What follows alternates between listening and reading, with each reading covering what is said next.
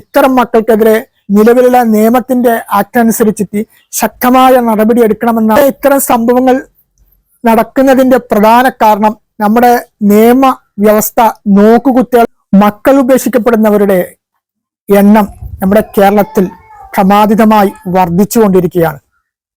കഴിഞ്ഞ ദിവസം ഒരു വാർത്ത കാണുവാൻ ഇടയായി. വാടക വീട്ടിൽ നിന്ന് മക്കൾ മാറുമ്പോൾ സ്വന്തം പിതാവിനെ അവിടെ ഉപേക്ഷിച്ചു പോയിട്ടുള്ള ഒരു വാർത്ത. നിങ്ങൾ പലവരും ആ വാർത്ത കണ്ടിട്ടുണ്ടാകാം. ആ വാർത്ത സമൂഹ മനസാക്ഷിയെ വളരെയധികം വേദനിപ്പിച്ചിട്ടുള്ള ഒരു സംഭവമാണ്. വാടക വീട്ടിൽ നിന്ന് മറ്റൊരു വീട്ടിലേക്ക് മാറുമ്പോൾ മക്കൾ സ്വന്തം പിതാവിനെ, അതും ജന്മം കൊടുത്ത് വളർത്തി വലുതാക്കിയ പിതാവിനെ അവിടെ ഉപേക്ഷിച്ചുകൊണ്ട് രാത്രിയുടെ മറവിലാണ് അവർ അപ്രത്യക്ഷമായത്. പിന്നീട് വീട്ടുടമ ഈ കാര്യം പോലീസിൽ അറിയിക്കുകയും പോലീസ് എത്തി ആ പിതാവിനെ നല്ലൊരു പുനരധിവാസ കേന്ദ്രത്തിലേക്ക് മാറ്റുകയുമാണ് ചെയ്തത്. ഇവിടെ ഈ സംഭവം പുതുമയുള്ള കാര്യങ്ങളൊന്നുമല്ല. സ്വന്തം മാതാവിനോട് വിനോദയാത്രക്ക് പോകാമെന്ന് പറഞ്ഞുകൊണ്ട് മക്കൾ റെയിൽവേ സ്റ്റേഷനിലേക്ക് കൊണ്ടുപോയി നിർത്തിയിട്ട് ആ മക്കൾ പിന്നീട് അപ്രത്യക്ഷമായി.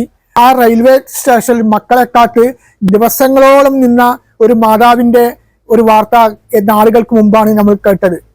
ഇതുപോലെയുള്ള അനേകം സംഭവങ്ങൾ നമ്മുടെ സമൂഹത്തിൽ നടക്കുന്നുണ്ട്.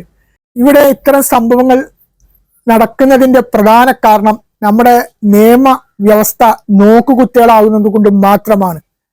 സ്വന്തം മാതാപിതാക്കളെ വീട്ടിലെ മാലിന്യങ്ങൾ തള്ളുന്ന ലാഘവത്തോടുകൂടി ഇതുപോലെയുള്ള വഴിയേരിയിലോ അല്ലെങ്കിൽ മറ്റുള്ള സ്ഥലങ്ങളിലോ തള്ളുന്ന മക്കൾക്കെതിരെ കർശനമായ നടപടിയെടുക്കാൻ ഇവിടെ ഒരു നിയമമുണ്ട്. പക്ഷെ ദൗർഭാഗ്യകരമെന്ന് പറയട്ടെ, ഇത്തരം നിയമങ്ങളൊക്കെ അത് ഒരു നോക്കുകുത്തികളാവുന്നത് കൊണ്ട് മാത്രമാണ് ഇതുപോലെയുള്ള സംഭവങ്ങൾ നമ്മുടെ സമൂഹത്തിൽ നടക്കുന്നത്.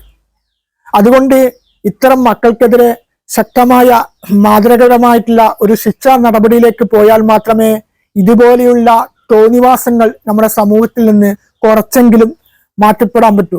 അതുകൊണ്ട് ഇത്തരം മക്കൾക്കെതിരെ നിലവിലുള്ള നിയമത്തിന്റെ ആക്ട് അനുസരിച്ചിട്ട് ശക്തമായ നടപടി എടുക്കണമെന്നാണ് വിനീതമായി അധികാരികളോട് ഈ അവസരത്തിൽ ആവശ്യപ്പെടാനുള്ളത്.